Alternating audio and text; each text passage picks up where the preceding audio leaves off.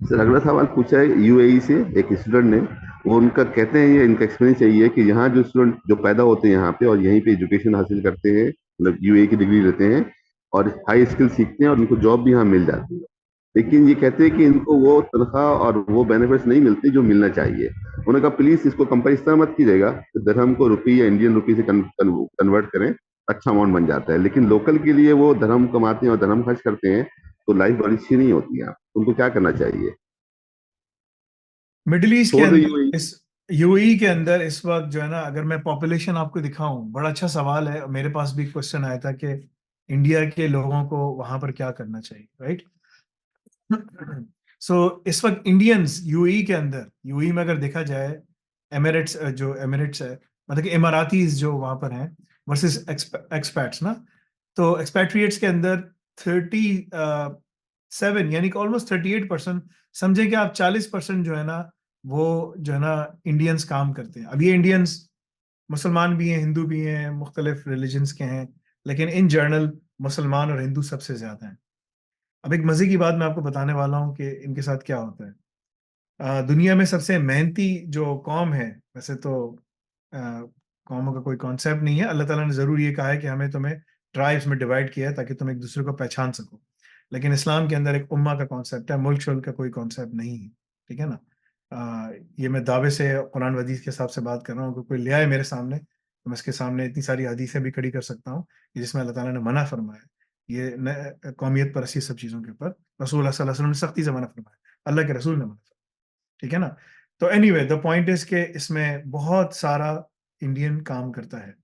अगर 10 वहां पर एक्सपैट्स हैं, तो उन एक्सपैट में से जो है ना, 4 जो हैं वो इंडिया से होंगे, बड़ा नंबर है। फिर 2 पाकिस्तान से होंगे, 2 इजिप्ट से, एक इजिप्ट से होगा, एक बाकी फिलीपीन और जो भी है, इस तरह से। तो इट्स अ ह्यूज पॉपुलेशन। इनको क्या करना चाहिए? आप इंडिया, आप यूएई में जिंदगी गुजार लो, पैदा हो जाओ, बूढ़े होके मर जाओ, सब कुछ भी कर लो, तुम जो है ना यूएई में इन तमाम ममालिक के अंदर सेटल नहीं हो सकते। उसकी वजह है कि यहाँ पर जिस तरह इंडिया में एक कास्ट सिस्टम है, इस तरह यहाँ पर भी एक कास्ट सिस्टम है। ये एक अनस्पोकन कास्ट सिस्टम है जिसके बारे में बात नहीं की जाती।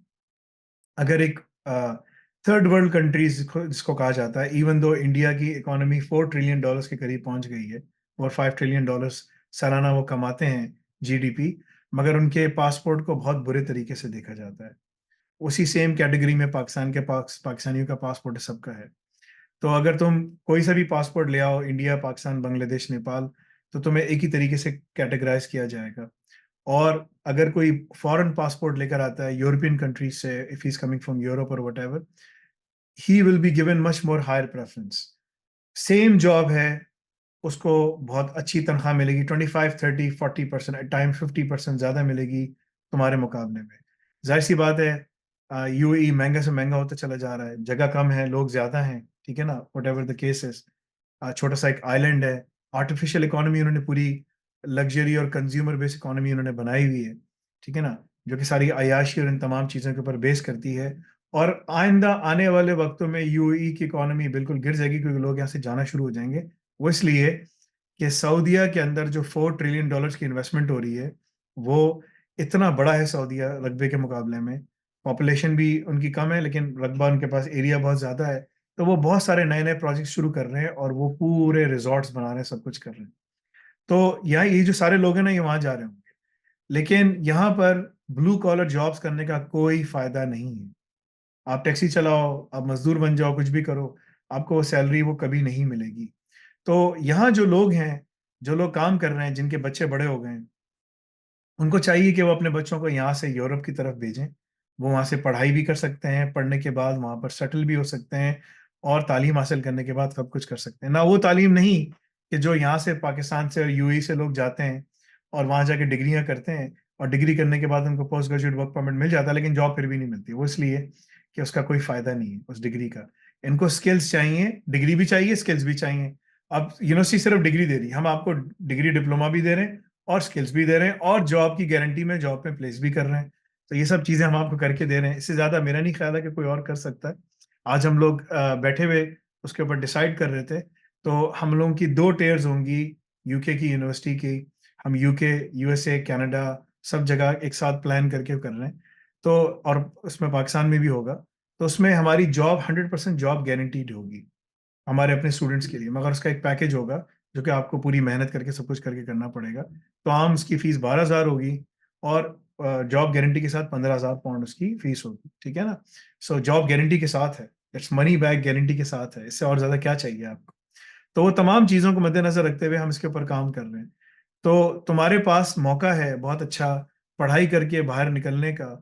मैं आप सब लोगों को मशवरा दूंगा, मिडिल ईस्ट एक लॉन्चिंग पैड है कि तुम अपने मुल्क से, इंडिया, पाकिस्तान, बांग्लादेश, नेपाल से यहाँ आके कदम रख सकते हो, ठीक है ना। और उस कदम के बाद तुम्हारे पास मल्टीपल रास्ते खुल जाते हैं दुनिया के, जो तुम देख सकते हो कि यार मैं जो है ना यूके भी जा सकता हूँ, जर्मनी भी जा सकता हूँ, यूरोपियन यूनियन की कंट्रीज में भी जा सकता हूँ, मैं जो है ना यूएसए भी जा सकता हूँ, कनाडा भी जा सकता हूँ। तुम्हारे रास्ते सारे खुल जाते हैं।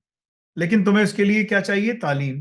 क्योंकि वहां इमिग्रेशन थ्रू एजुकेशन होती है, immigration through skills and education both होती है, खाली इस पे नहीं होती, ठीक है। So this is my recommendation for you all कि अगर मेहनत करनी है, अच्छे पैसे कमाने हैं, सस्टेनेबल अपने आप को रखना है, तो मिडिल ईस्ट में आने के बाद यहाँ से बाहर की तरफ जाओ। मैं तुम्हारा ये मसला हल नहीं कर सकता कि सऊदियों को समझाऊं कि भाई वो जो है ना, तुम्हें तुम्हें इतना ही काम आता है जितना दूसरे को आता है, तुम उसको इतने ज्यादा दे रहे हो, तुम्हें तुम्हें कम मिल रहा है।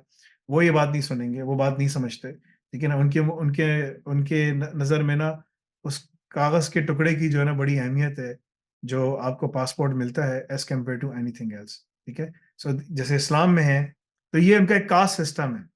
तो बाकी जो है ना कास्ट सिस्टम्स उन्होंने बनाए हुए हैं कि किसके पास टॉप 10 कंट्रीज का कौन सा पासपोर्ट है, बाकी कौन कौन सी कंट्रीज हैं। तो इन्होंने इस तरह के कास्ट सिस्टम्स बनाए हुए हैं।